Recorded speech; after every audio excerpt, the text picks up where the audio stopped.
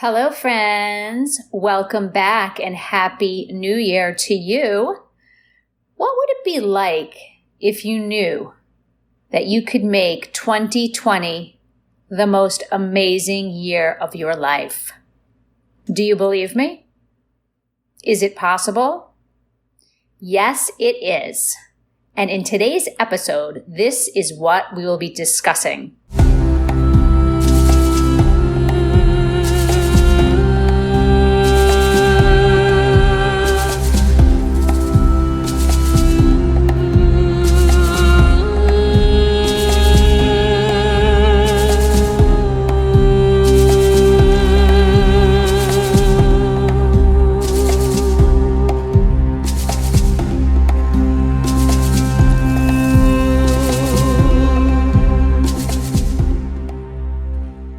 I'm Stephanie Filardi. Welcome to Mind the Gap, the podcast. I believe many people fall short of living the life of their dreams simply because they get stuck in what I call the gap. The vision behind this podcast is to help you understand how to navigate the gap and in the process, awaken to the life that is waiting for you. It starts now. Let's go.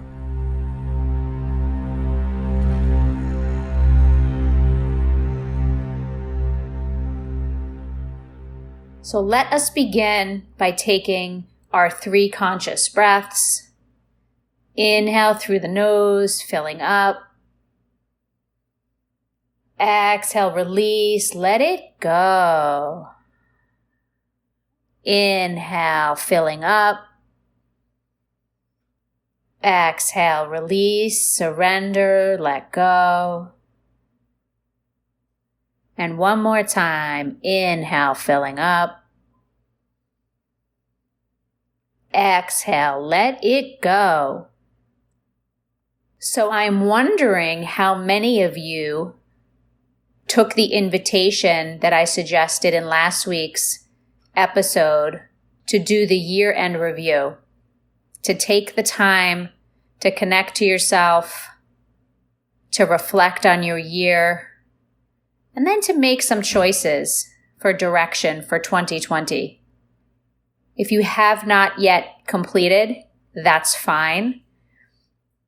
Today's episode, I'm going to be talking a little bit more specifically about commitment. So no matter where you are, if you haven't yet done the exercise of year-end review, then perhaps you need to strengthen your commitment to yourself, to your life, and to the process. If you have already begun the year-end review or completed it and you have some sense of where you want to go in 2020, awesome, congratulations. And you'll notice when you put goals out there, when you really dig deep and discover what you want to create in your life, sometimes it can be a little bit overwhelming. Right? Sometimes we don't want to set goals because we're afraid that we might not achieve them. And it kicks up a lot of feelings about guilt or shame or judgment. And I've talked about goals a little bit more deeply in a previous episode, episode 9 on goals. So for now, what I want to say is it's totally normal for all of us to sometimes feel challenged by really committing. So why? Why does that happen? Well, first of all, it's human nature. The reason why we read books and take classes and get coaches and do all those things for support is because we're human and at times we falter. So there's nothing bad or wrong about that. So recognizing and understanding the tendency of human nature to sometimes veer off the path is important, right? It's part of this process of being aware and being realistic, quite frankly. So commitment is a powerful word. When we commit to something, it's like we're giving our word.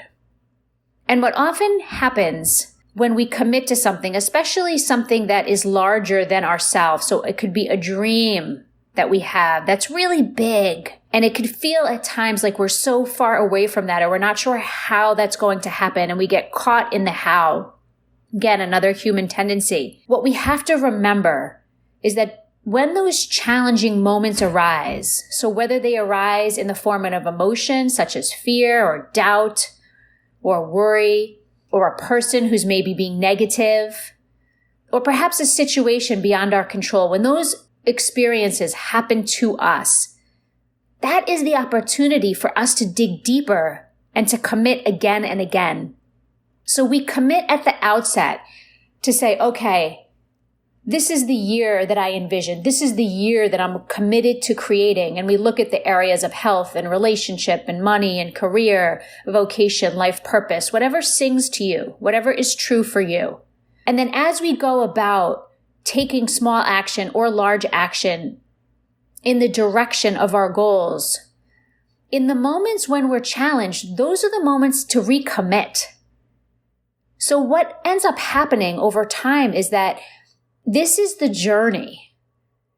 And if we're deeply committed and truly committed and 100% committed, if we're all in, then eventually we will get to where we want to go. It might not be the exact course we envisioned. The outcome might not be exactly the way we saw it. Yet we have to remember in the more challenging times, that is the opportunity to deepen your commitment. It is the opportunity to allow the commitment to be stronger than any emotional experience you're having in that moment. Because as you know, emotions come and go. Feelings come and go. So if you're finding yourself being challenged by committing and recommitting, if you feel that there's a forcing that's happening, then it's an opportunity to take a step back and to ask yourself, is the thing that you're going for really, truly what you want? Because sometimes it isn't. Sometimes when we do this process of reflection and we set out on a certain path, we realize that, maybe that's not really what it was. So again, there's no right or wrong here. If there's something that you're not inspired to do, if when you think about this thing or this situation that you're trying to create, if it doesn't get you excited in some way, then you're not going to be able to commit. You're not going to have the necessary inspiration and energy to make it happen.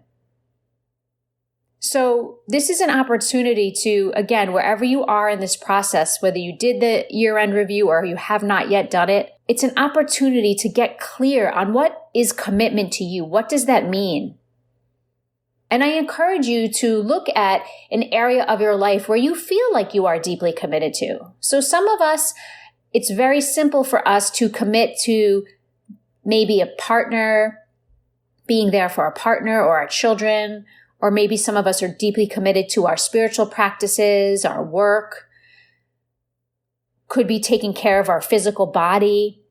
So there are places in our life where we are committed.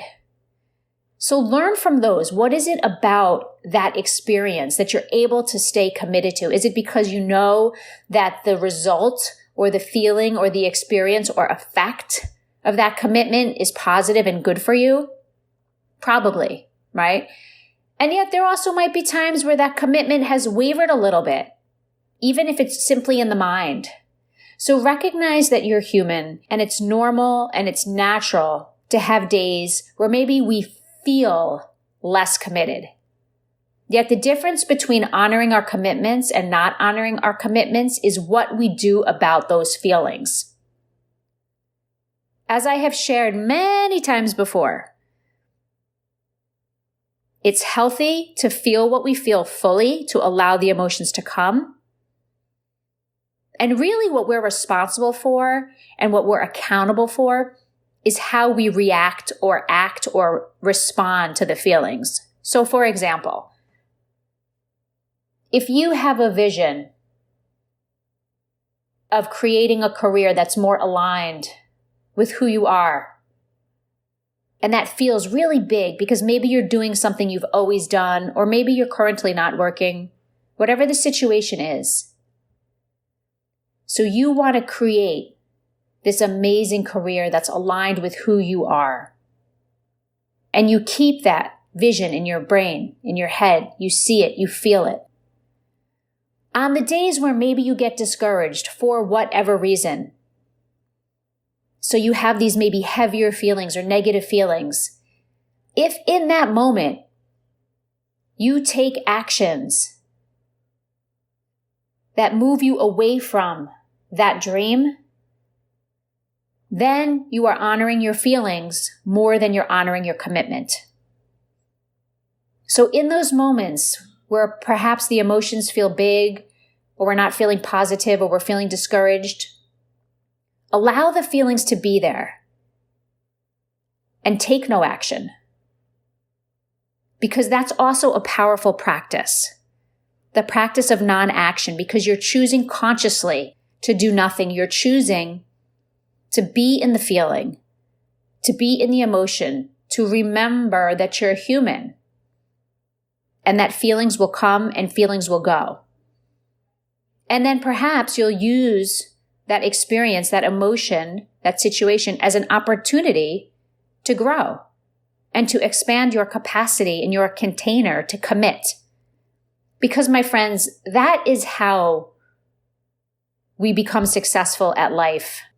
At life, big picture, and in life situations. So the parts and pieces, health, relationship, career, finances, spirituality, however you think about your life. We become successful at life and gain mastery of life itself when we're able to commit, when we're able to be consistent, when we're able to keep our word. Because what happens over time is if we are unable to keep our commitments, we're unable to keep our commitments truly to ourselves. It's easy to blame others and to make excuses about why we couldn't or didn't. And ultimately, we are the ones that are accountable. So I encourage you, as you go through this process, as you embark on 2020, I encourage you to believe in the possibility that you can create an amazing year if you are willing to commit to your commitments, if you are willing to recommit to your commitments when the going gets tough, if you are willing to allow your feelings to come and go, honor them, acknowledge them, learn from them, and allow them to pass and recommit to your commitments. So commit more to yourself and your life than to your feelings in the moment, which are fleeting. That is how you create an amazing life. That is how you achieve goals. That is how you learn and you grow. It's like a muscle, the ability to commit. And I'm going to leave you with one final example. So often when I teach meditation, I've been practicing meditation now myself for about 20 years, that a lot of times people think that the whole point of meditation is to receive the benefits of meditation, right? So the calm mind, the ability to respond instead of react, to be more focused, better sleep, less stress, which are all fabulous and true and wonderful. What I have learned over 20 years is not only are the benefits of the practice important, it's the actual commitment that I have to show up every day, no matter how I feel.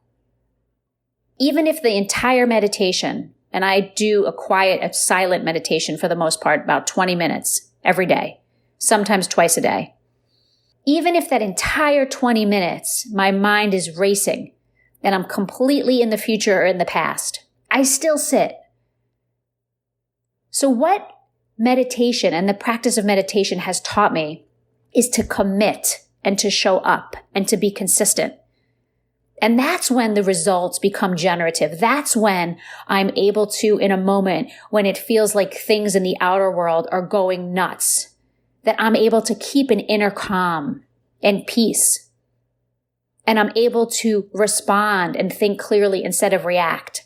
And I'm able to sleep at night even when times are challenging in my life. So it's the practice of showing up and committing consistently, daily, without judgment, without expectation. Simply showing up for ourselves. So make 2020 an amazing year. You deserve it. As this year stands before us, you can visualize it like a chapter in a book that has not yet been written. And when you decide to set goals, you help write the story.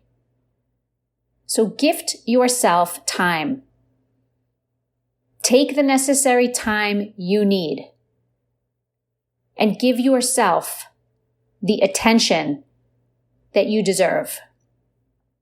As always, I celebrate you for showing up for this podcast, for listening, for being present, for doing your best, for enjoying the process.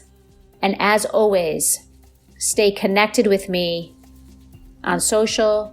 Email me, Stephanie@bronxwellness.com. Let me know how you're doing with your commitments. And by all means, share your commitments because together we can go far. Let's go. If you find this podcast helpful and if it provokes you in any way, meaning you love what I have to say, or maybe you don't like it because it triggers you, awesome. I've moved something in you, and perhaps you will want to share this with someone else in your life who might be interested in being moved. So you can find us on Apple, on Spotify, iHeartRadio, Google Podcasts. And as always, feel free to share links with people you love because remember, we are in relationship with each other. So the more that you are present and you invite other people on the journey, the more peaceful world we will live in because we will be together understanding these concepts. So I thank you for your support, and you help us keep the show going by sharing it, by liking it, by giving us reviews, and helping us to grow. Thank you.